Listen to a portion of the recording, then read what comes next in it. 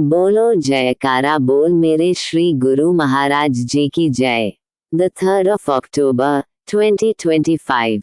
पुस्तक परम पीयूष भाग 2। प्रकाशक श्री अद्वैत स्वरूप आश्रम, तोपुदाना, हटिया, रांची, झारखंड। कंपाइल्ड बाय स्कडेवान। आज का पाठ। प्रवचन सम 11/0 स्थान लखनऊ 11/0 जनवरी 1982। भाग अंतिम। गुरु भक्तों और प्रेमियों, शीशा जब तक मैला रहेगा उसमें मुंह नजर नहीं आएगा। जैसे ही शीशा साफ कर दिया जाएगा, मुंह देखने में एक पल की भी देर नहीं होगी। हमें उस सत्य की अनुभूति इसलिए नहीं हो रही है कि हमारा अंतःकरण अभी शुद्ध नहीं हुआ है। प्रश्न है उस ईश्वर का, तो अभी इस बात को छोड़ देना ही ठीक रहेगा। ऐसे तो दुनिया में नाना प्रकार के पाखंडी लोग इसे भी मजाक बनाए हुए हैं। कहते हैं, हमारे पास आओ, हम चुटकी में दर्शन करा देंगे। अरे खुदा, क्या हो गया, मूंगफली का दाना हो गया। कोई कहता है, हमारे चेले बन जाओ और भगवान तुम्हारे सामने। हम तुम्हें ऐसा कुछ नहीं कहते। शाख में कहा गया है कि वो ईश्वर कण कण में व्याप्त है। जब कण कण में व्याप्त है तो निश्चय ही वो तुम्हारे अंदर भी है। और जब तुम्हारे अंदर है तो उसे ढूंढने कहाँ जाओगे। एक बार हमसे एक महात्मा मिला। उसने कहा, मेरी पहुंच आपके मुक्तिधाम से भी आगे तक है। हमने कहा, तुम्हारे अक्षयधाम से आगे तो हमारे भक्तों का निवास है। वो बड़े चक्कर में पड़ा। इसी तरह कोई कहता है, मेरा नाम बड़ा, और दूसरा कहता है, मेरा बड़ा। असल में एक जाति नाम होता है और एक सिफाती नाम। सिफाती नाम का मतलब है स्थिति के मुताबिक किसी का नामकरण कर देना। जैसे बनवारी, गिरिधारी, मुरारी, त्रिपुरारी आदि सिफाती नाम हैं। किंतु जो नाम हैं गुरु लोग उस नाम से संबद्ध जो मंत्र तुम्हें दे गए हैं उसे तुम्हें निष्ठापूर्वक जपना है। एक चेला अपने गुरुजी के पास गया और उन्होंने उसे भगवान का एक नाम बता दिया। उससे ये भी कहा कि इसका जप किया करो। उसे लगा कि यह नाम तो बहुत ही छोटा है। बिना मेहनत किए जल्दी जल्दी 150 बार इसका जप हो जाता है। लगता ही नहीं कि जप किया जा रहा है। वो गुरुजी के पास दोबारा आया और बोला, गुरुजी, मुझे इससे बड़ा कोई मंत्र बता दें। गुरुजी ने कहा, कल सवेरे हम घूमने जाएंगे और दरिया के किनारे तुम्हें मंत्र बता देंगे। दूसरे दिन वे अपने चेले को लेकर दरिया के किनारे गए और वहां खड़े होकर बोले, जाओ, एक नाव लेकर आ जाओ।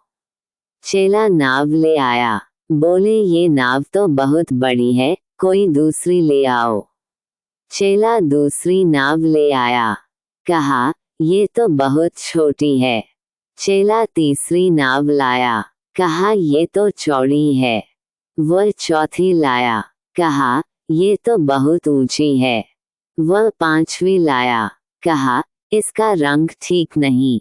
चेला तंग आ गया। वह इतनी नावें ले आया किंतु गुरुजी सब में कुछ न कुछ दोष ही लगाते गए। अंत में तंग आकर बोला, गुरुजी, आपको दरिया पार करना है कि नावों को लेकर बवाल मचाना है। बोले, बेटा, जाना तो नदियां पार ही है। बोला, आप इनमें से किसी भी नाव से पार जा सकते हैं। फिर ये छोटी है तो ये लंबी, ये चौड़ी है तो ये सकरी, इन बातों से क्या मतलब। यही तुम्हारे प्रश्न का जवाब है। कल्याण के लिए भगवान के हर छोटे बड़े नाम का जप पर्याप्त है। ये जो नाना प्रकार के मजहब हैं वे सभी छोटी बड़ी नावों की तरह हैं। उन सबों में पार करा देने की शक्ति है। भगवान का हर नाम शक्ति से भरा है। हाँ, भक्त को उनमें से किसी एक नाम में पूर्ण निष्ठा होनी चाहिए। यहाँ तो कभी शिव के भक्त, कभी राम के भक्त, हनुमान के भक्त तो कभी देवी जी के भक्त बनते जाते हैं। स्वयं हमें मूर्तियों में किसी भेद से मतलब नहीं। हम तो यह समझते हैं कि हर मूर्ति प्रभु का ही स्वरूप है। तुम किसी भी स्वरूप को निष्ठापूर्वक पकड़कर सत्य का साक्षात्कार कर सकते हो। तुम दुनिया को ठग सकते हो किंतु भगवान को नहीं ठग सकते। वह तो तुम्हारे अंदर भी है। तुम अपने कर्मों को दुनिया की नजरों से ही छिपा सकते हो, खुद अपने आप से नहीं छिपा सकते। अगर तुम अपनी कमियों को एक एक कर हटाना शुरू कर दो तो तुम्हारा अंतःकरण एक दिन अवश्य दिव्य हो जाएगा।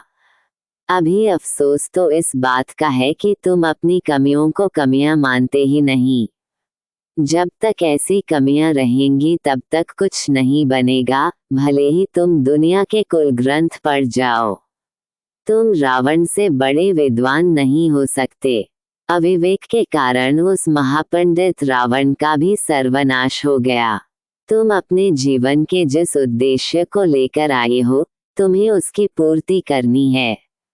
इसके लिए तुम्हारा फर्ज बन जाता है कि तुम अपनी राक्षसी वृत्ति का त्याग कर दो।